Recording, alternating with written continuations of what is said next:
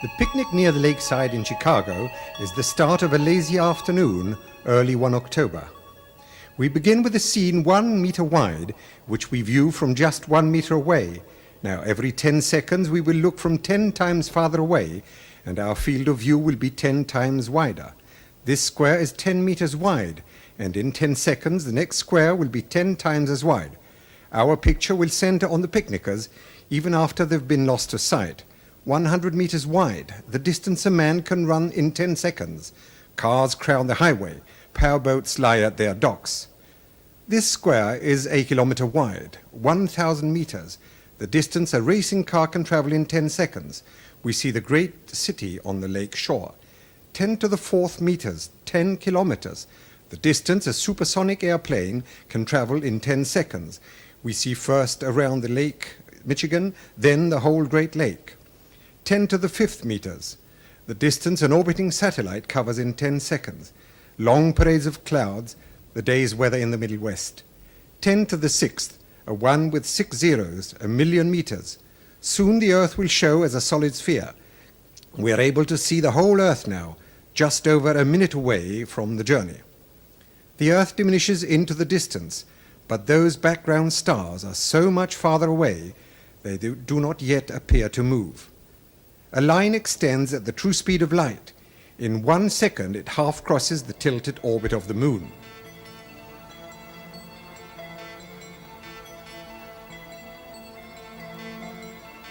Now we mark a small part of the path in which the Earth moves about the Sun.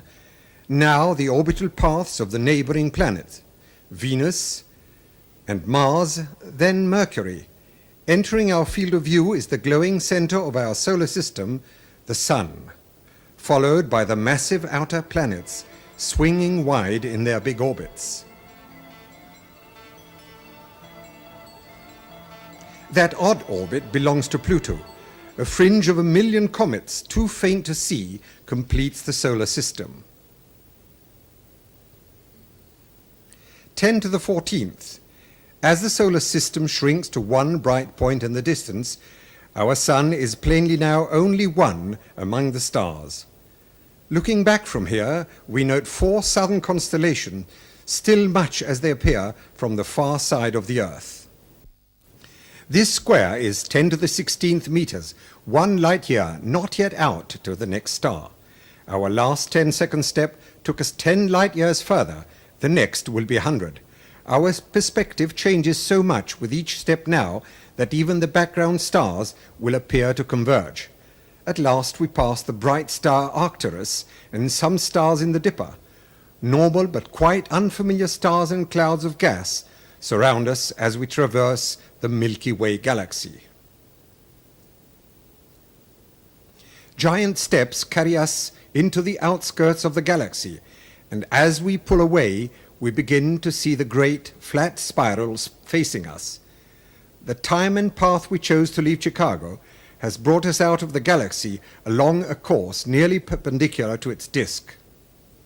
The 2 little galaxies satellites of our own are the clouds of Magellan, 10 to the 22nd power, 1,000,000 light years. Groups of galaxies bring a new level of structure into the scene. Glowing points are no longer single stars, but whole galaxies of stars seen as one. We pass the big Virgo cluster of galaxies among many others, 100 million light years out. As we approach the limit of our vision, we pause to start back home. This lonely scene, the galaxies like dust, is what most of space looks like. This emptiness is normal. The richness of our own neighborhood is the exception. The trip back to the picnic on the lakefront will be a sped-up version, reducing the distance to the Earth's surface by 1 power of 10 every 2 seconds. Every 2 seconds, we will appear to cover 90% of the remaining distance back to the Earth.